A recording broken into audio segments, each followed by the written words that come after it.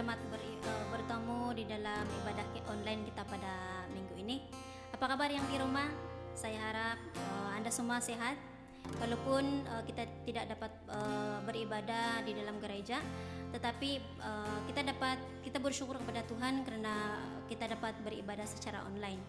Jadi kepada kawan-kawan yang berada di rumah yang belum lagi subscribe kita punya channel, dipersilakan untuk subscribe supaya Anda akan menerima notifikasi ibadah kita yang terbaru. Oke, sebelum kita memulakan ibadah kita, mari kita berdoa. Haleluya Yesus, terima kasih atas berkat-Mu Tuhan. Pada malam ini Tuhan, kami bersyukur kepada-Mu karena kami dapat berkumpul bersama-sama untuk memuji dan meninggikan nama Engkau ya Bapa. Biar Engkau terus menyertai kami ya Tuhan, memimpin kami dalam ibadah kami, agar kami semua diberkati dan biar nama-Mu dipermuliakan lewat daripada pujian dan penyembahan kami ya Tuhan. Terima kasih Yesus, ini doa kami, hanya dalam nama Tuhan Yesus Kristus kami sudah berdoa dan mengucap syukur. Amin. Mari kita terus memuji Tuhan. Kita tahu bahwa Yesus adalah juru selamat kita dan Dia adalah satu-satunya penebus bagi kita.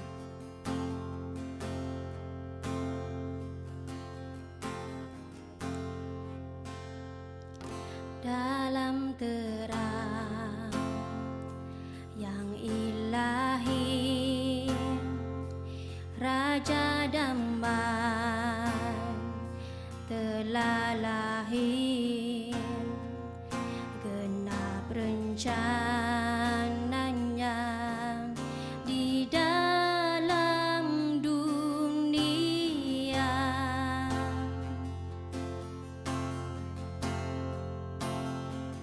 Putra Tunggal Maha Kudus, satu-satunya penebus datang ke dunia sebagai jawaban.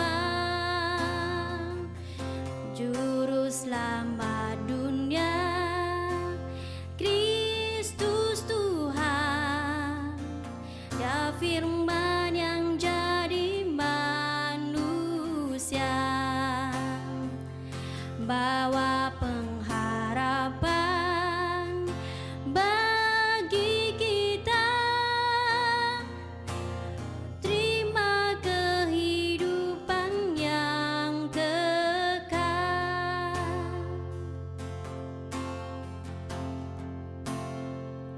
Al-Masih Maha Mulia, penuh kuasa sempurna, sungguh layak terima segala pujian.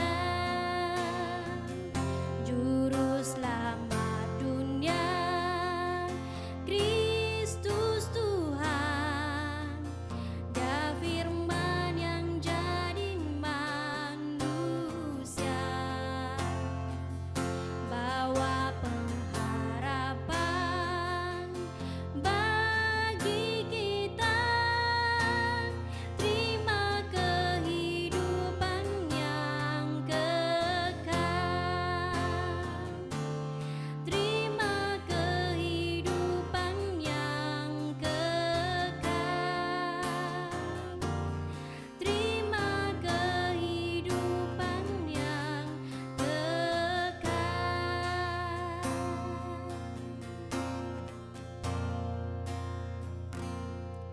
Haleluya. Mari kita terus memuji Tuhan. Kita tahu bahwa hanya Tuhan yang layak ditinggikan, dan mari kita terus memuji Dia dengan Mama Rayo.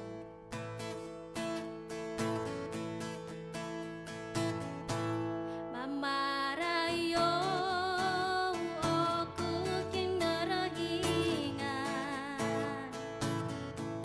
tentok tadau no pitim ngandi.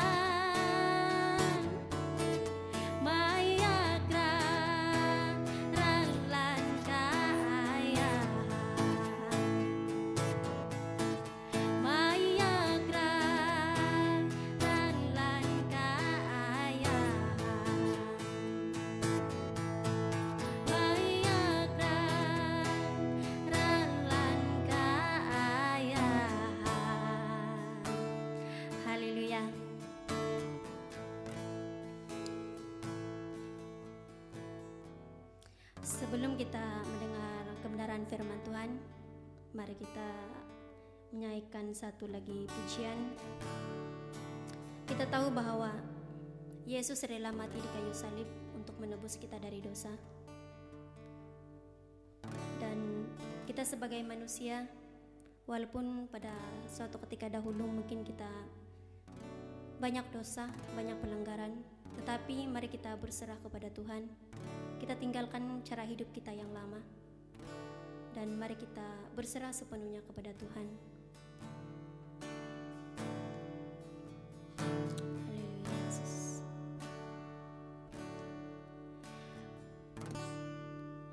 Ku telah mati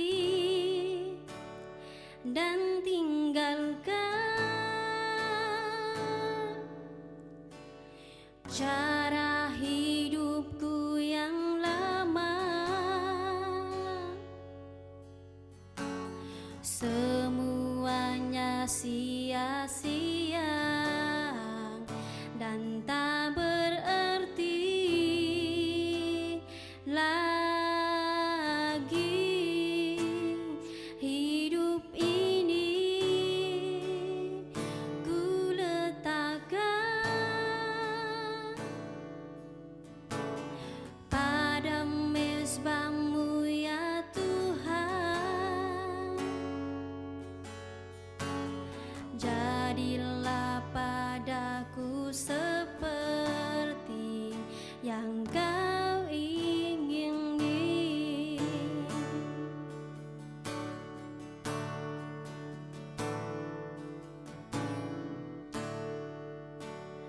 Bukan dengan barang fana Kau membayar dosaku, dengan darah yang mahal. Tiada noda dan celah, bukan dengan emas perak. Kau menebus diriku oleh segenap kasih dan pengorbananmu. Ku telah mati dan tinggalkan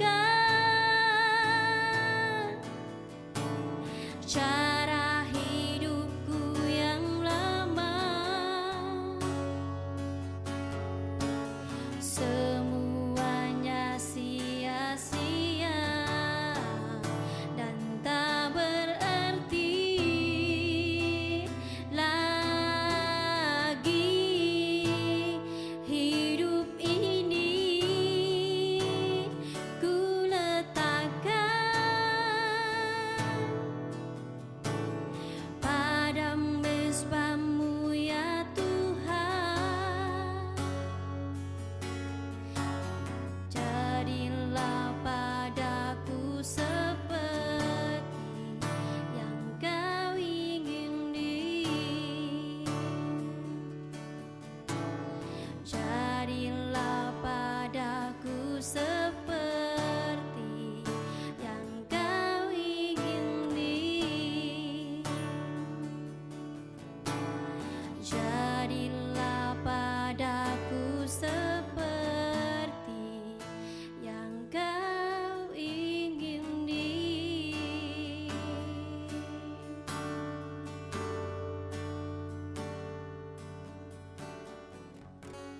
Shalom semuanya. Bertemu sekali lagi pada hari ini. Puji Tuhan karena kebaikan Tuhan dalam kehidupan kita.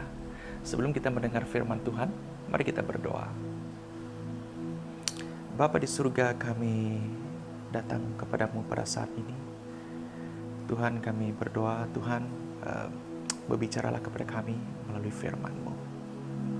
Biarlah firman-Mu ini mengajar kami, menegur kami, agar kami menjadi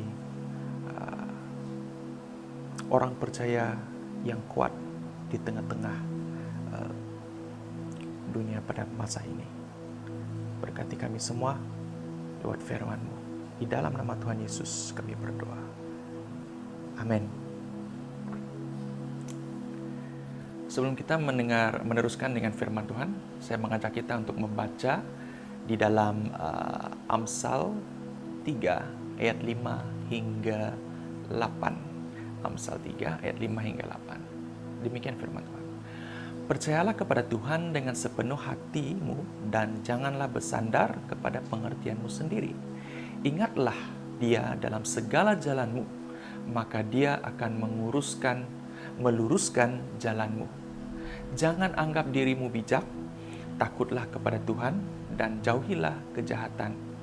Itulah yang kelak mendatangkan kesehatan bagi tubuhmu dan kekuatan bagi tulang-tulangmu. Hidup dalam kebenaran firman Allah merupakan satu cabaran atau pergumulan bagi kita yang percaya kepadanya. Mengapa saya mengatakan demikian, saudara? Karena pada saat ini kita hidup di dalam dunia yang penuh dengan tantangan, masalah, dan juga tuntutan. Tuntutan dunia sering mencabar iman kita sebagai orang yang percaya. Tuntutan dunia juga sering mengalihkan perhatian kita daripada kebenaran firman Allah. Tuntutan dunia juga banyak menggoda kita agar hidup kita tidak sesuai dengan standar firman Allah. Dunia sering menawar kita dengan kesuksesan, kemewahan, dan kebahagiaan. Tidak salah untuk memperoleh kesuksesan, kemewahan, dan kebahagiaan di dalam hidup ini, saudara.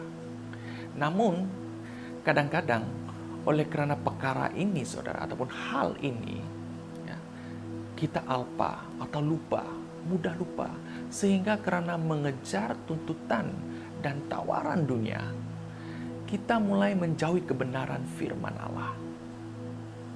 Kita mulai meragukan Dia. Apatah lagi, ya saudara, pada saat kita tidak sukses atau gagal dalam kehidupan ini. Oleh hal yang demikian, kita mulai mencari jalan keluar yang instan, kata orang, ataupun yang mudah. Ya. Karena kecewa, tidak sabar, dan tidak mempunyai iman kepada Allah kita. Sadar atau tidak sadar, mari kita lihat keadaan dunia kita pada saat ini.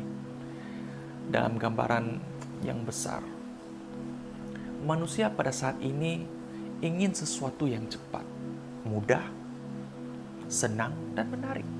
Saya bagi contoh, ya, sekarang inilah. Kerajaan menggalakkan kita untuk mematuhi SOP pada saat ini, supaya kita tidak terkena dengan jangkitan COVID-19. Namun, masih ada juga yang lalai, tidak patuh, sehingga kerajaan harus mengenakan compound supaya kita tidak melanggar SOP. Kenapa setengah kita melanggar SOP? Masih lalai, saudara. Nah, antara sebabnya, ya, menurut pandangan saya lah, kemungkinan orang lupa, tergesa-gesa, tidak menyenangkan, apalagi masa pakai mask, ingin cepat selesaikan urusan, bergegas, atau mungkin tak peduli langsung. Nah, hal ini menunjukkan, saudara, bahwa manusia tidak mempunyai kesabaran. Pentingkan diri sendiri karena tuntutan sesuatu keadaan itu. Yang kedua kita boleh lihat adalah pada saat kita menonton YouTube. Saya seorang yang penggemar menonton YouTube dan juga punya channel YouTube di mana kebanyakan YouTube saya lebih banyak membuat cover lagu, ya. Mungkin ada yang sudah menonton, ya terima kasih. Di dalam YouTube account itu kita boleh lihat beberapa lama seseorang itu sedang menonton video kita dan juga berapa banyak yang menonton video kita. Nah, bagi saudara yang mempunyai YouTube channel, ya, tahu apa yang saya maksudkan ini, ya. Saya membuat video lagu cover dalam durasi 5 menit hingga ke 6 menit. Tapi secara purata dalam analisis ya, kebanyakan orang yang menonton adalah sekitar 1 hingga 2 menit ya, menurut analisis apps yang dalam YouTube Studio itu, dalam account YouTube itu sendiri. Dan ini kemungkinan lagu itu tidak menarik atau sebaliknya lah ya. Apa yang saya coba katakan di sini adalah jika sesuatu perkara atau hal itu tidak mencapai keinginan seseorang, ya, dia tidak sabar dan tidak akan menunggu sampai sesuatu hal atau perkara ataupun video itu habis, dan dia akan mengalihkan perhatian ke arah yang lain ataupun video lain yang lain di mana keinginan dan kepuasannya tercapai. Dan ini pasti dialami oleh saya dan saudara. Nah, sekarang ada banyak ibadah online yang ada di YouTube. Kita punya banyak pilihan. Sudah pasti kita akan mencari atau menonton ibadah online yang bersesuaian dengan kita berbanding ibadah online dari gereja kita sendiri, yang mungkin tidak menarik minat kita, ya, ataupun tidak sesuai dengan kita. Nah, bagi saya ini tidak salah ya, karena itu adalah pilihan saudara sendiri, nah, kita sendirilah ya. Apa yang saya coba utarakan di sini adalah inilah tuntutan manusia sekarang, saudara. Ya, manusia ingin cepat, mudah, menarik, dan mencapai kepuasan diri, keinginan mereka. Ya, maka tidak heranlah kalau kita lihat sekarang ini iklan-iklan, ya, kebanyakan durasinya 1 hingga 2 menit sudah cukup ya, informasi yang tepat ya. Karena mereka tahu tuntutan orang masa kini. Oleh itu, karena tuntutan dunia masa kini yang menyebabkan kita kadang-kadang tidak sabar ya. Tidak sabar menunggu janji Tuhan kepada kita. Jika Tuhan tidak menjawab doa kita sesuai dengan tuntutan kita, kita mudah kecewa ya, dan mudah putus asa. Dan boleh membuat kita ragu-ragu dengan pekerjaan Tuhan dalam kehidupan kita. Oleh karena hal ini, ya, karena ketidakkesabaran kita. Oleh itu, setengah orang percaya pada zaman sekarang ini tidak hidup dalam kebenaran firman Allah karena ingin mengejar kepentingan, tawaran, dan tuntutan dunia pada masa kini, berbanding kepentingan dan tawaran kebenaran firman Allah. Kesan daripada ini, saudara, maka banyak orang hidupnya penuh dengan stres, tekanan, ya, tertekan, emosional, dan sebagainya. Oleh itu, hari ini, saudara, kita akan belajar 2 prinsip hidup dalam kebenaran firman Allah. Berdasarkan Amsal 3, ayat 5 hingga 8. Amsal merupakan salah satu kitab sastra yang berisi bermacam-macam nasihat dan prinsip kehidupan bagi orang percaya. Cara penulis Amsal menasehati ibarat seorang ayah menasehati kepada anak sendiri. Sungguh penuh dengan kasih, saudara. Mari kita belajar sama-sama. Prinsip yang pertama, ya, jangan bersandar kepada pengertian sendiri. Di ayat yang kelima, percayalah kepada Tuhan dengan sepenuh hatimu dan janganlah bersandar kepada pengertianmu sendiri. Hidup dalam zaman ini seperti yang saya katakan awal tadi, banyak cabaran, banyak tantangan, ya, banyak tuntutan. Dan juga ada pelbagai pengetahuan dan pelbagai ajaran, saudara.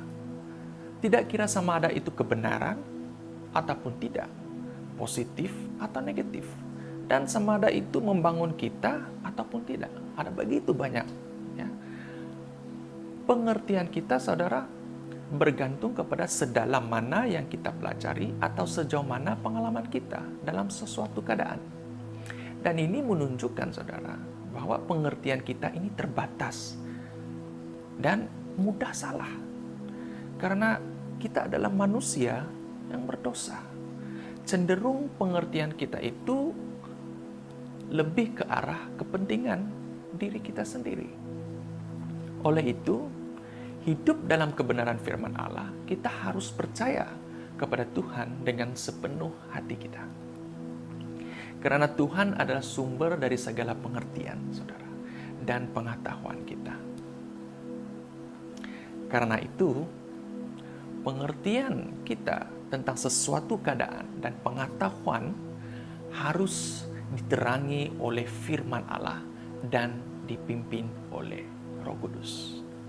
Roma 8 ayat 9 hingga 15 berfirman, tetapi kamu dikawal bukan oleh sifat tabii yang berdosa, tetapi oleh Roh, jika Roh Allah hidup dalam dirimu. Dan jika seorang tidak ada Roh Kristus, dia bukan milik Kristus. Sebaliknya, jika Kristus ada dalam dirimu, tubuhmu mati karena dosa, namun rohmu hidup karena perbenaran. Dan jika roh dia yang telah membangkitkan Yesus daripada kematian hidup dalam dirimu, maka dia yang telah membangkitkan Kristus Yesus daripada kematian akan juga memberi kehidupan kepada tubuhmu yang fana melalui rohnya yang hidup dalam dirimu. Dengan demikian saudaraku, kita ada kewajiban tetapi bukan terhadap sifat tabii yang berdosa, yang hidup menurut sifat tabii itu. Karena jika kamu hidup menurut sifat tabii yang berdosa, kamu akan mati. Tetapi jika dengan roh itu kamu mematikan perbuatan-perbuatan salah tubuhmu, kamu akan hidup. Maka orang yang dipimpin oleh roh Allah ialah anak-anak Allah. Karena kamu bukanlah menerima roh yang menyebabkan kamu diperhamba lagi oleh ketakutan, tetapi telah menerima roh yang menjadikanmu anak Allah, dan dengannya kita berseru Aba Bapa. Ayat Roma ini mengajar kita bahwa hidup dalam kebenaran Allah adalah hidup yang percaya kepada Yesus dan dipimpin oleh Roh Kudus. Oleh itu, saudara, sebagai orang yang percaya, yang ingin hidup dalam kebenaran Allah di tengah dunia yang mencabar ini, ya, janganlah kita hidup hanya bersandar dengan pengertian diri sendiri. Ya. Akan tetapi, hiduplah dalam iman kepercayaan kepada Yesus dan dipimpin oleh Roh Kudus. Agar kita berkenan kepada Allah. Di ayat yang ke-6, saudara, ya, akuilah Allah dalam segala lakumu, maka Dia akan meluruskan jalanmu. Ini mengajar kita untuk merendahkan diri dan tidak sombong. Banyak orang merasakan bahwa jika dia dapat melakukan segala hal, segala sesuatu, itu semua karena usahanya sendiri. Hal ini tidak benar, saudara. Dalam segala hal, baik prestasi kita, kesuksesan kita, kemewahan kita, kebahagiaan kita, dan lain-lain diperolehi karena Tuhan Allah kita dan bukan karena manusia. Penulis Amsal juga menulis kesan daripada mengakui Allah dalam segala laku manusia ialah Allah akan meluruskan jalanmu. Kenapa penulis Amsal begitu yakin saat Allah diakui oleh manusia, maka segala jalan manusia diluruskan? Ini karena penulis Amsal yakin bahwa hanya Allah yang mengetahui masa depan Allah. Hanya Allah yang tahu apa yang terbaik bagi manusia.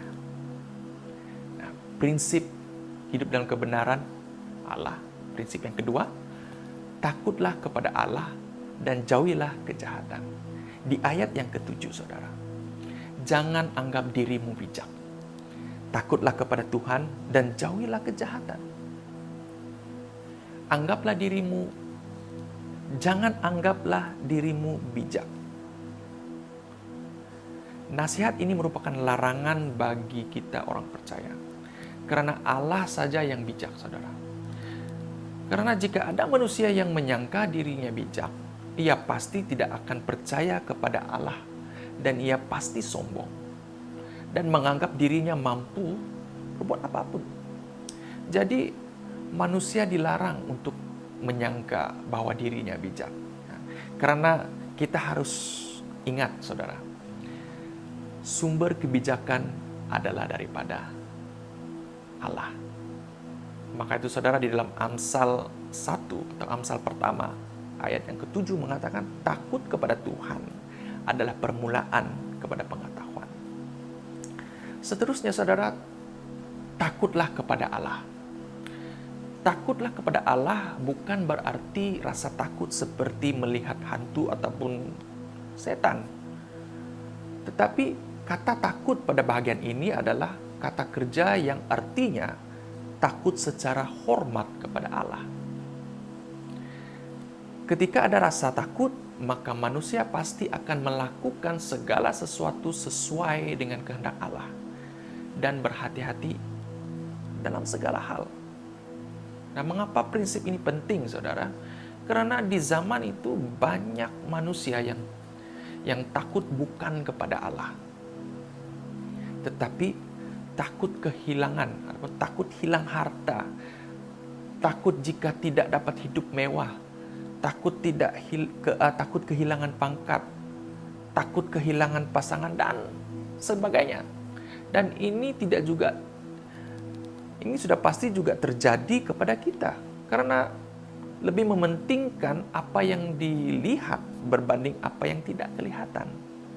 Seharusnya saudara, kita takut terhadap Allah, karena dari Allah lah sumber segala berkat. Bukti rasa takut kepada Allah adalah menjauhi daripada segala yang jahat. Jika ada orang yang mengatakannya takut kepada Allah, namun berbuat jahat, maka itu sebuah kebohongan, saudara. Ya. Jauhilah daripada kejahatan. Sebagai kesimpulannya untuk firman Tuhan pada hari ini, saudara, di ayat yang ke-8. Itulah yang kelak mendatangkan kesehatan bagi tubuhmu dan kekuatan bagi tulang-tulangmu. Penulis Amsal menulis kesan daripada nasihat-nasihat yang diberi oleh Allah atau prinsip diberi Allah, menyembuhkan tubuh dan menyegarkan tulang. Artinya, semua nasihat atau prinsip yang diberikan oleh Allah memberi kesan yang positif dan menjadi sumber kesehatan bagi kehidupan manusia. Saudara, akar dari sebuah sakit penyakit, ya, pergumulan, kesesakan, dan masalah adalah berasal daripada dosa kita sendiri, saudara.